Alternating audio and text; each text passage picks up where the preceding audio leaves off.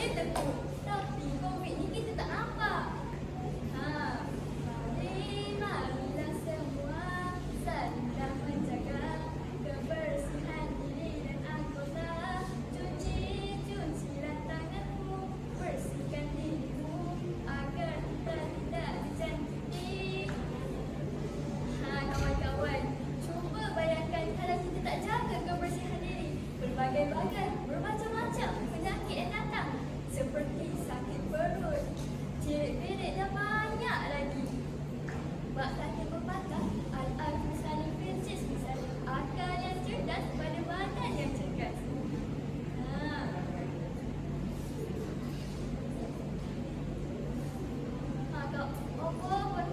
Kawan-kawan tahu tak? Pada zaman dahulu lagi, Nabi dah ajar kita bersiwak. Bukan baru hari ini Nabi ajar kita bersiwak. Kawan-kawan tahu tak apa maksud bersiwak? Bersiwak tu adalah yang gosok-gosok guna kayu sugi tu, itulah lebih afdal sebenarnya. Kalau tak ada kayu sugi, guna bergigi pun tak apa. Ubat gigi perisa apa nak? Orange, strawberry, durian je tak ada. Tapi itu pun bagi macam-macam alasan tak nak gosok gigi. Wahai kawan-kawan yang dirahmati Allah sekalian, Nabi yang sudah wangi itu pun amat suka memakai wangi-wangian. Walaupun Islam menggalakkan kita memakai wangi-wangian, kita sebagai seorang wanita cukuplah sekadar hanya memakai wangi-wangian hanya untuk menghilangkan bau badan sahaja. Hadirin dan hadirat yang dirahmati Allah sekalian, di sini saya dapat simpulkan bahawa kebersihan adalah asas keutuhan umat. Kita sebagai umat Islam haruslah mengamalkan kebersihan walau di mana kita berada. Hal ini adalah kerana kebersihan adalah bersih. Islam adalah bersih. Janganlah kita mengotorinya dengan perkara yang buruk. Hal ini adalah kerana kebersihan lambang keimanan. Hadirin dan hadirat sekalian, ayuhlah kita amalkan sunnah Rasulullah SAW yang amat mulia ini. Barulah sunnah pun dapat, penyakit pun tak dekat. Ingat, bersihkan diri, elakkan dijangkiti. Wabillahi taufiq wa hidayah. Assalamualaikum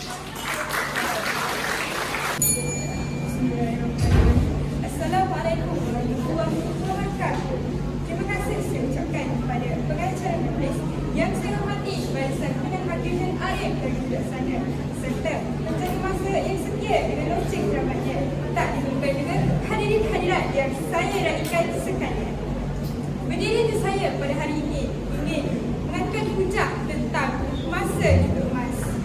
Demi masa sesungguhnya manusia kena. Pepatah Arab ada berkata, masa ibarat mata pedang. Jika kita tidak memotongnya, ia akan memotong kita.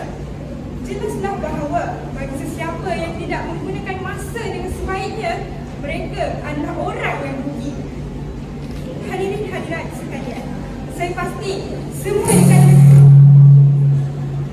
di kalangan kita mempunyai impian yang tersendiri. Tidak kiralah bentuk apa sekalipun, semuanya pasti ada. Namun, kegagalan dalam menggunakan masa yang baik menyebabkan seseorang itu gagal mencapai impian yang ada. Kemungkinan peluang yang ada di depan mata lenyap sekelip mata hanya disebabkan kelewatan seseorang dalam menggunakan masa yang betul. Hadirin hadirat sekalian, dalam ajaran Islam juga ada ibadat-ibadat banyak terkait dengan masa. Contohnya, solat fardu. Solat fardu ada 5 waktu.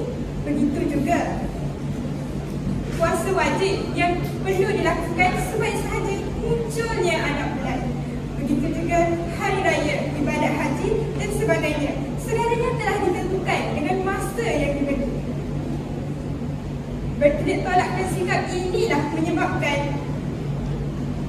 lahirnya bidang ilmu berasaskan sains dan matematik yang berasaskan masa yang ada. Hadirin hadirat sekalian,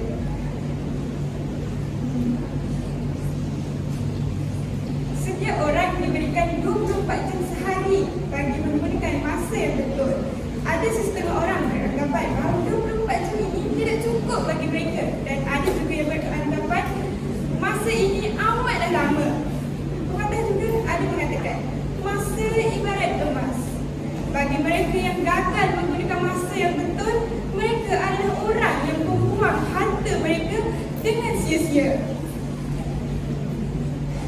Michael Faraday juga ada berkata, antara perkara yang saya paling pentingkan dalam hidup adalah masa. Jika masa boleh dibeli, maka saya akan membeli setiap hari. Cuba kita lihat, masyarakat Jepun juga banyak mementingkan masa lebih-lebih lagi dalam pekerjaan mereka. Hasilnya, Jepun telah menjadi sebagai negara yang berjaya dalam industri menguasai dunia.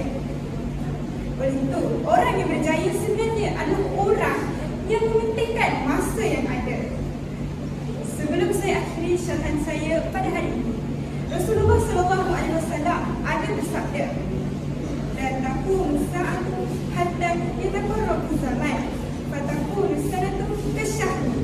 Yang bermaksud tidak akan berlaku akhir zaman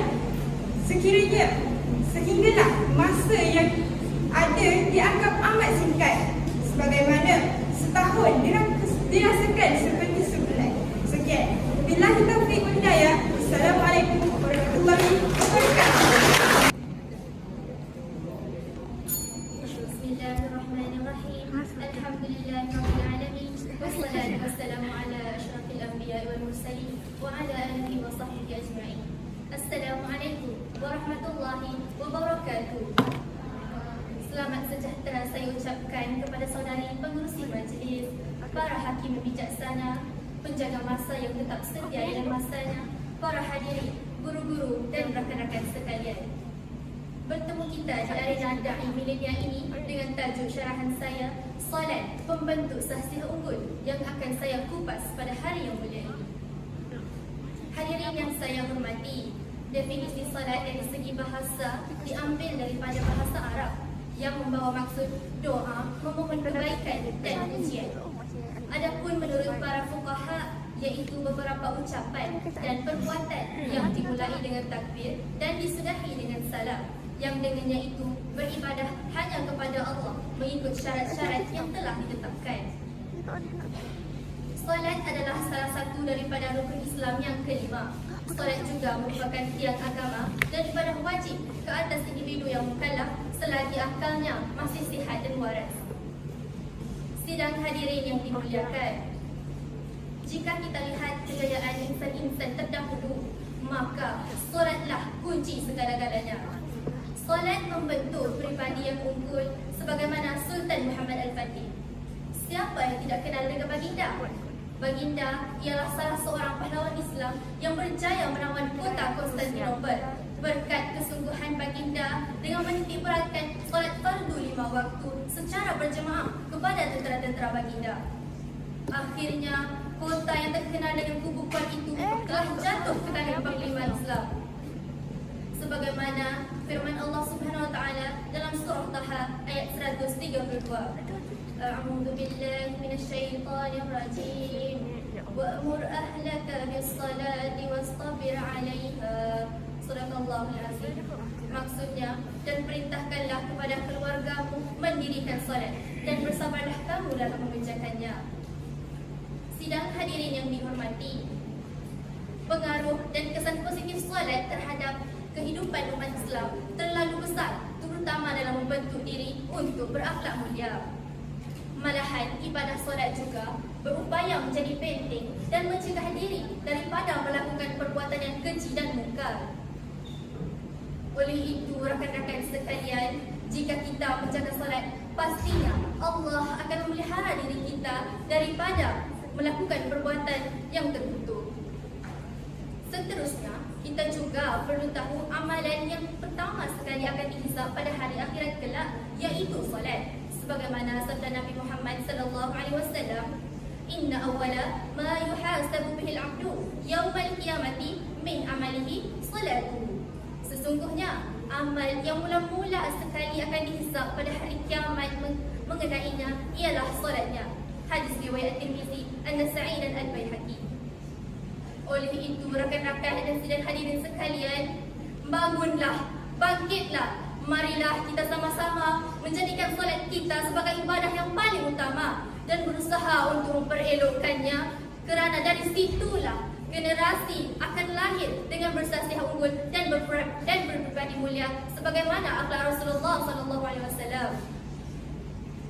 Sidang hadirin sekalian, melalui ibadah solat juga ia akan melatih diri untuk berakhlak mulia.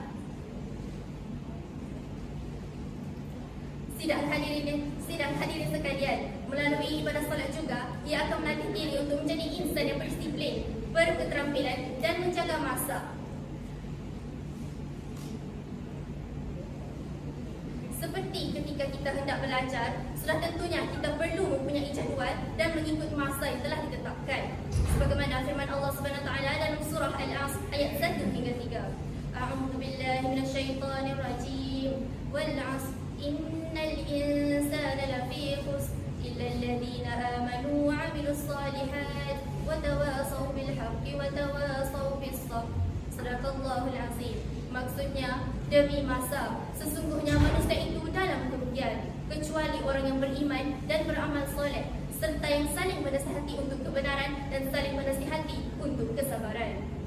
Sebagai penutup syarahan saya, kita perlu sedar bahawasanya solat merupakan anugerah Allah yang tidak ternilai kepada hamba-hambanya. Melalui solat, kita boleh berhubung terus dengan Allah, dengan merintih, merayu hanya kepadanya, serta berharap hanya kepada Al-Khaliq. Saya sudahi kalam saya dengan serangkap pantun. Solat itu tiang agama, tunaikanlah dengan segera. Itu pesan Rasul utama, kunci jalan menuju syurga. Sekian, wabillahi taufiq wal